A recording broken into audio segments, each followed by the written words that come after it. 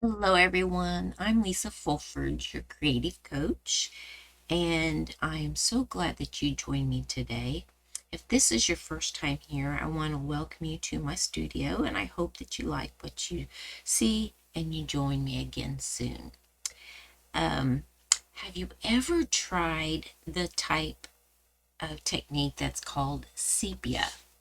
So that's what we're going to do. So if you've tried this in your crafting and card making, you know, whether you found it to be difficult or if, is a bit of a challenge or you've never tried it before, I'm glad that you're here to join me for this because I think I found a fairly simple way to do this technique, and it's beautiful in itself just because it you don't need a lot, especially with this type of stamp.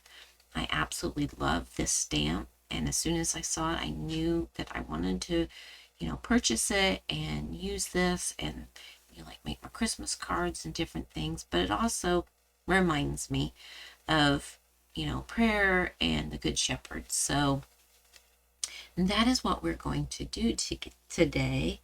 So it's the sepia technique, and I know some people call it sepia.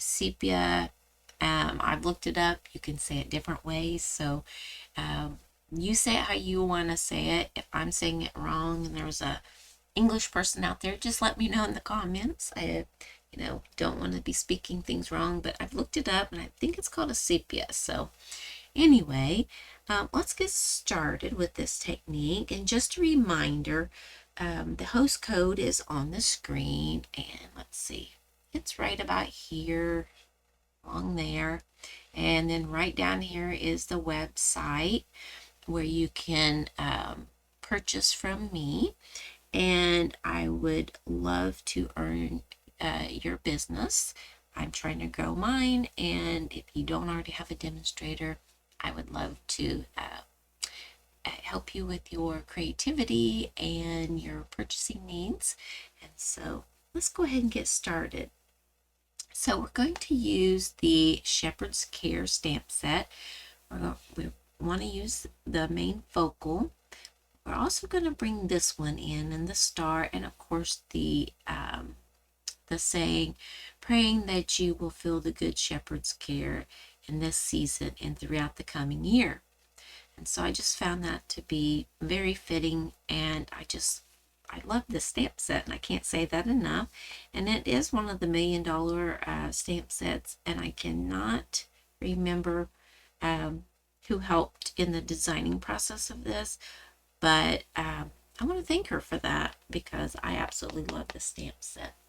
So we're going to get started with this. It takes a little bit. I had to prop the stamp case up so it wouldn't be quite so bright on that. So it does take a few little things to make this technique work, and then a couple extra little tips and things.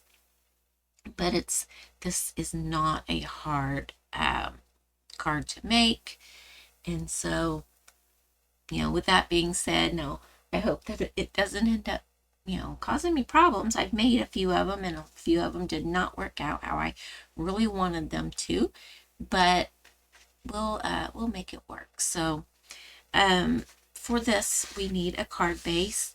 This one here is the pecan pie, and it is 8.5 by 5.5, scored at 4 1/4.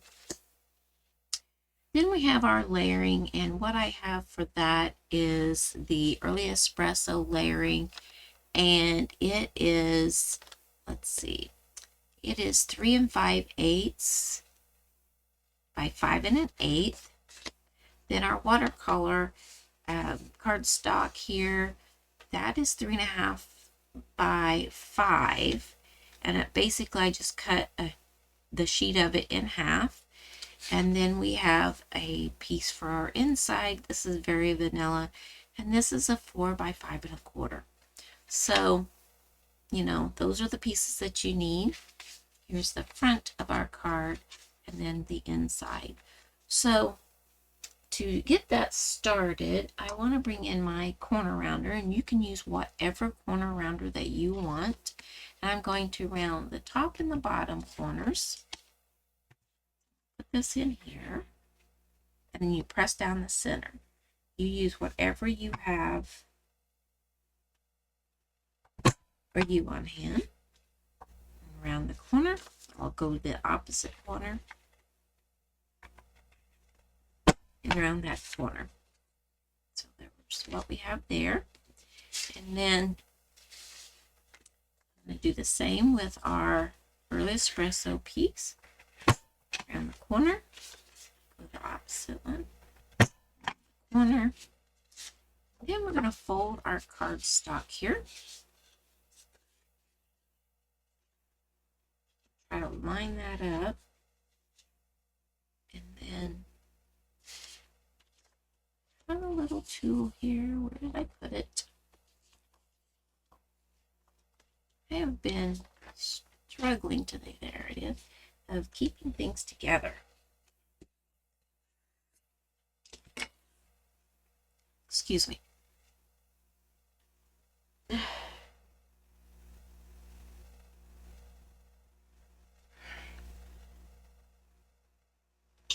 Excuse me.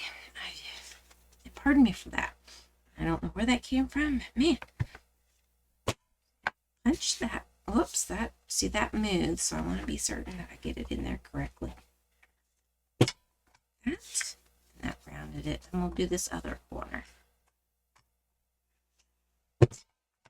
Now I will have to come back and do our watercolor one, but I don't want to do it first. I want to keep it the square that it is. Excuse me again. I am so sorry. And then we'll, when we're finished doing the sepia on that, then we will round the corners on it. I just wanted to do some of this so I can clear my counter off. So I'm going to take this piece and I'm going to add it to the inside and get that off my desk so I get more real estate to do my technique here. Flip that over. Just add that to the inside of my card. You can stamp this. I always stamp mine when I know who I'm going to give it to. Fold that up. This we're not going to just glue on directly, so I'm going to set this off to the side and we're going to work on this piece here. So I'm going to bring in a piece of paper just to protect my surface here. And we're going to start with this little technique of watercoloring, but making it have that sepia look. So I've got one of our spritzers. I've just got water in it. So I'm going to spritz my paper. Being careful not to spritz everything else. And then I have our ink here. And it's pecan pie. And then we have the Stays on Saddle Brown. We'll take this pecan pie. And then I'm going to grab an aqua painter. And I have a block. Ink up this block. It doesn't really look like there's a lot on there, but there's more on there than you think. I'm going to close this up for now.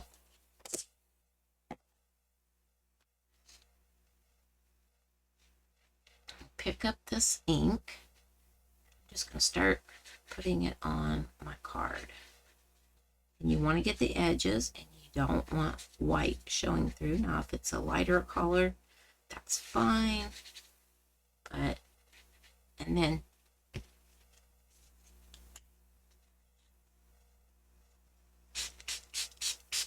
I'll keep it going wet.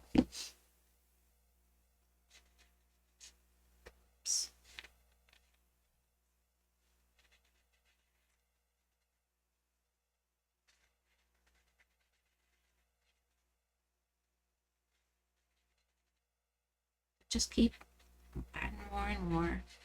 You've got dark areas, light areas. You want your edges, covered. You don't want that white, because that stark white will really stick out if you have that.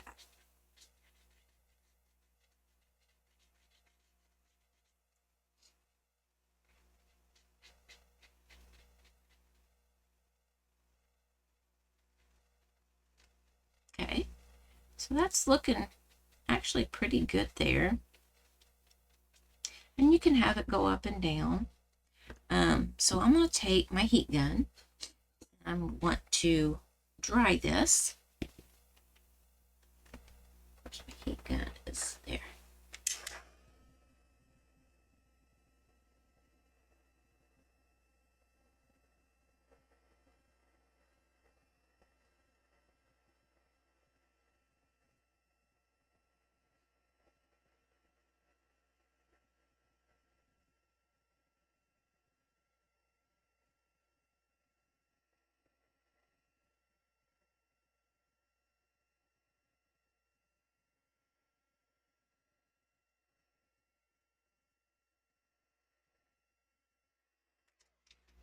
It takes it a few moments because it was good and wet. See, it almost looks like it's coffee stained or tea stained. So then I have some like a little bit darker swirls there. So I'm going to pick some of this up, and I'm going to just try to add, just a little hill or something, just to give it some definition.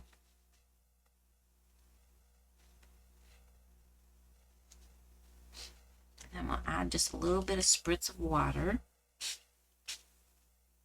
to try to blend it out just a little bit. But I still want it kind of a little bit darker there. Now I'm going to dry that real quick again.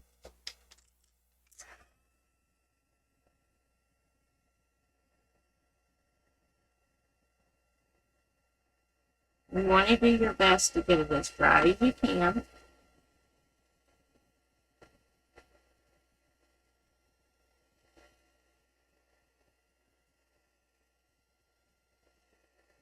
It's starting to curl, so I need to turn it over. Flatten it back down.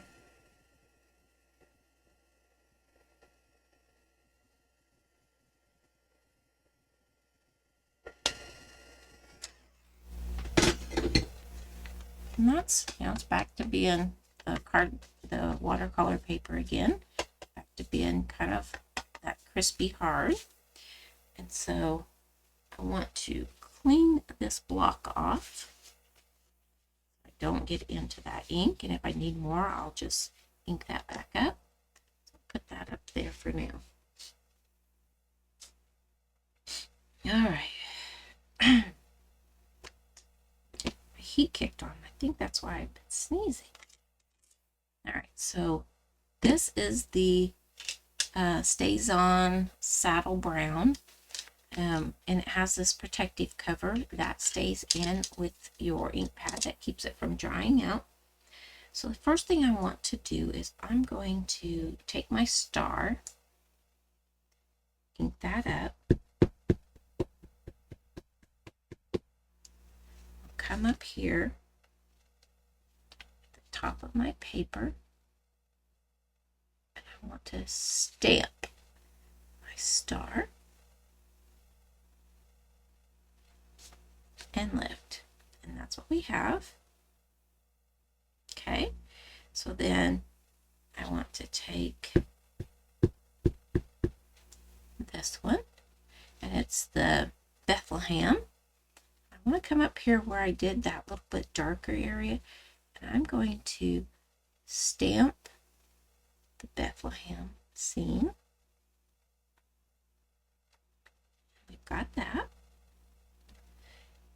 And then the shepherd, I don't want to stamp him yet because I need my words. So I want to ink those up. And then the correlation of the edge of my paper to see if I have it straight.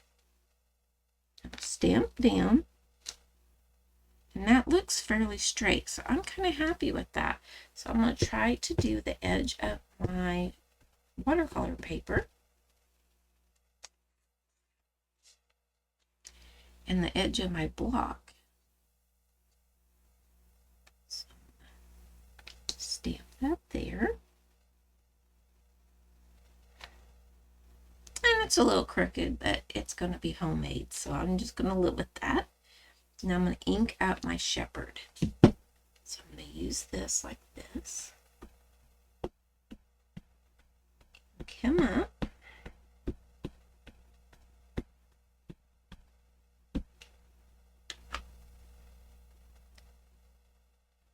I bring it over.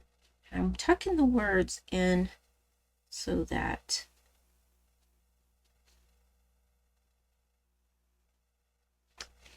much of the words are showing, but that the shepherd is also tucked in there.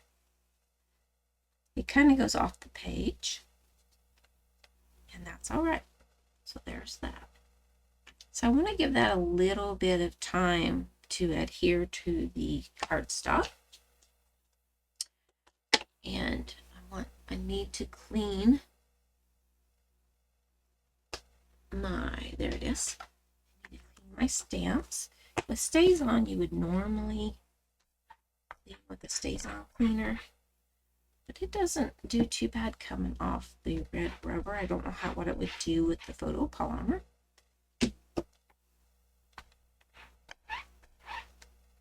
Getting those cleaned up.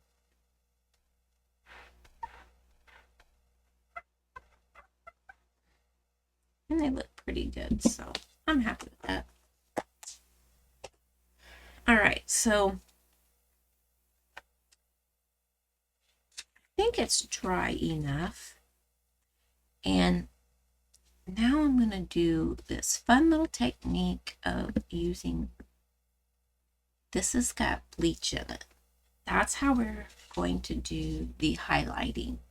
I tried using a one of those Uniball pens. Did not work for me. And so I need to get the color off the aqua painter. Give me a second to take care of that. I'll forget.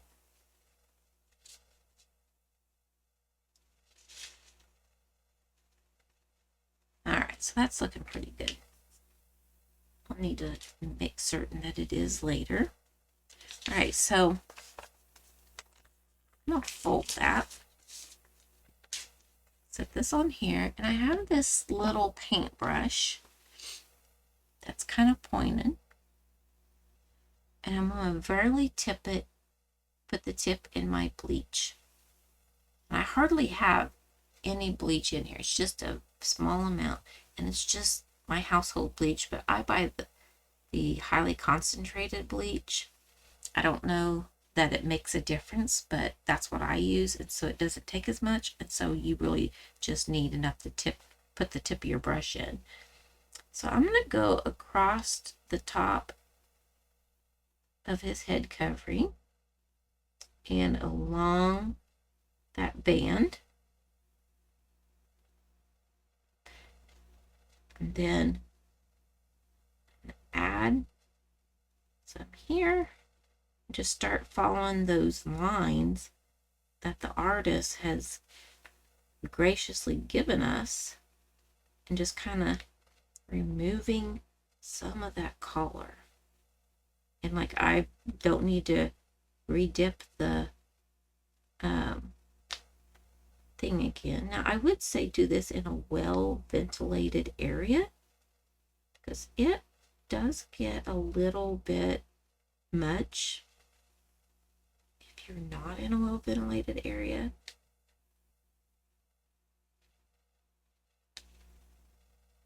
Okay, so I need just a bit more because it's starting to not react quite as much. Just following those lines. I'm trying to be mindful where I let the brush touch. I don't want to go outside the lines too much. And I'm just giving him highlights. Little lamb.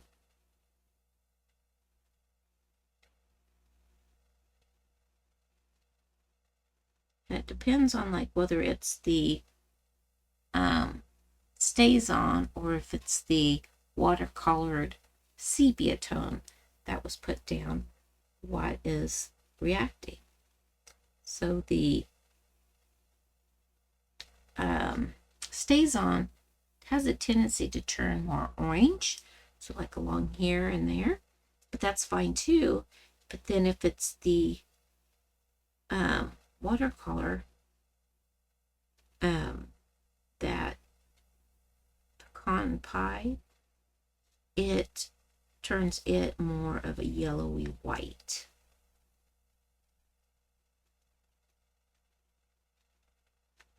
Okay.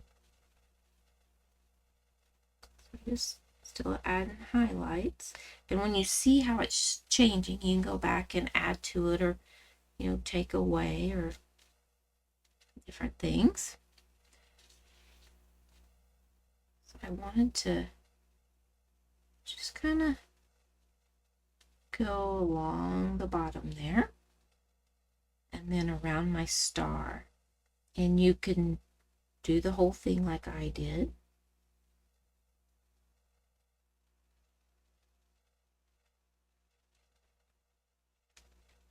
Whoops, it's starting to separate.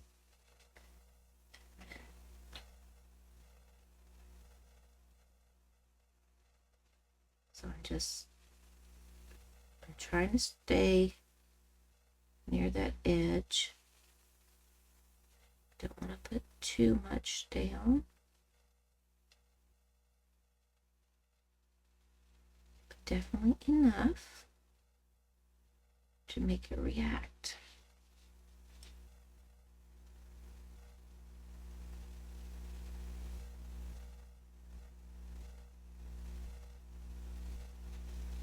And it starts making everything just highlight more. Isn't that beautiful there? You can add, now that there's not much on the tip of my brush, I can go through and just kind of like spot on some of these buildings just to give different colors to that. And so here's my original. Here's the one I just did. And so you can make it your own. You can put the highlights wherever you want. You can, you know, just do this, that, and the other with it. And so this, see how that just looks like a, I don't know, it just looks like a gold ring or something. I want to try to do something more with that. Maybe the lamb's leg. Just because it looks a little off to me there. And then just add some more here and there. Just make it your own.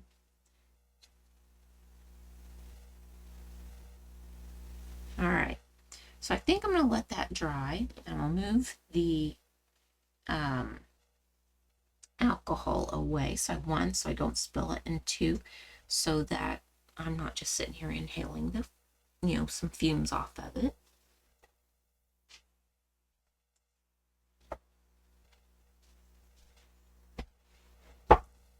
All right, so that is what it looks like.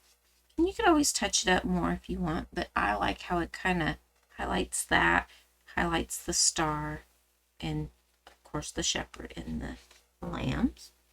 So I'm going to come in now.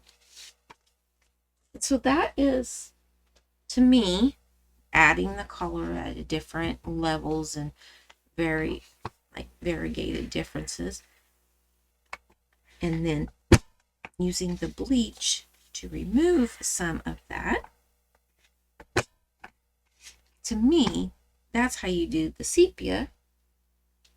And that, I like that look, and it actually looks pretty good that way.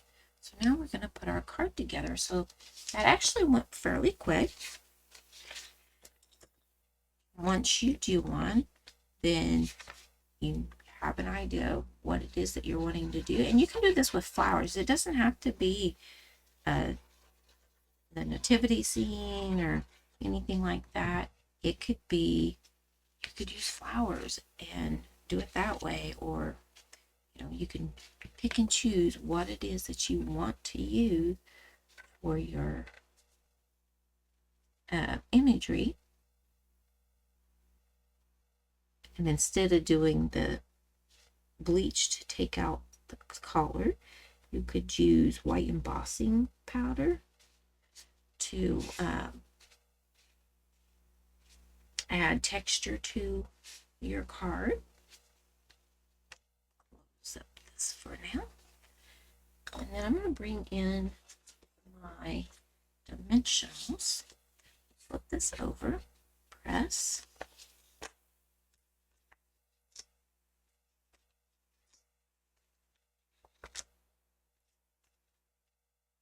It would have been on here earlier, but I had all my stuff together and I needed the black, or the brown stays on.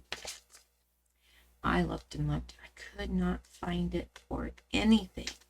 And I'm like, that's kind of the key component to doing this technique. I kept looking, and I finally was about to give up, and I have my next technique already designed and made and cut out for the next technique class I do. I really thought I was just going to have to switch, and the ink pad was right under the shepherd, and I just couldn't see it because I was looking so hard, and I was about ready to give up, and it was taken care of. Whoops, wrong way. I was about to put it on upside down. All right, so I've got my dimensionals on the back, and I want to kind of lay this down and look at it in a landscape because it's easier to center, get things straight when you've got more to look at. And I'm just going to sit it on there. I'm not pressing it down yet. I'll pick it up, and that looks pretty good. So now I'm going to press. And then we're just going to add some embellishments to this. So I have a set of adhesive backed sparkle gems, and I have been using these for all kinds of different things. Just love them. That there's black ones, and there's gold, and there's silver, and there's the they look like they have glitter. And grab my take your pick tool, and I'll take two of these smaller, and I'll put them over here in this top left corner, and to there. And then I want one of the large ones. I'm going to put it right here in the middle of our star, like that. And that is our card. You can add the Winka Stella shimmer to this. I have, let's see, up here. I did clean up my desk. I should have taken that host coat off there, but I'm sorry I did not.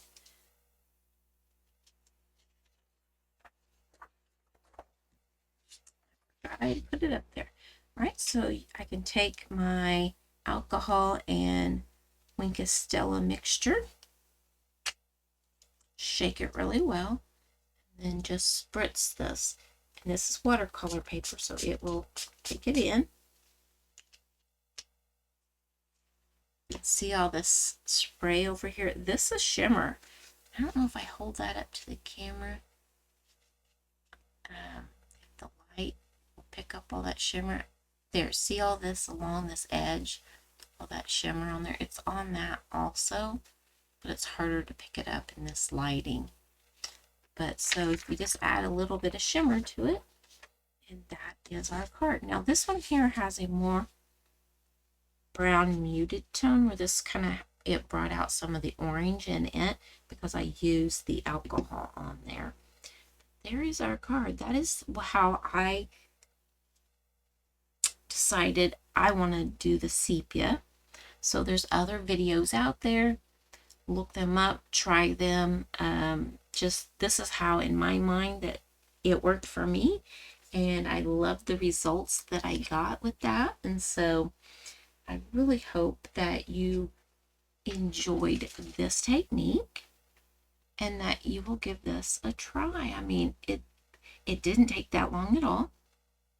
And so I want to thank you so much for watching, and I can't wait to see you in my next video.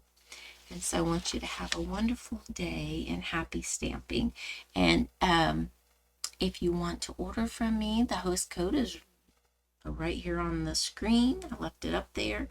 And the my website to order is right down here. And so I would love to earn your business. And so happy stamping. Bye-bye. Till next time.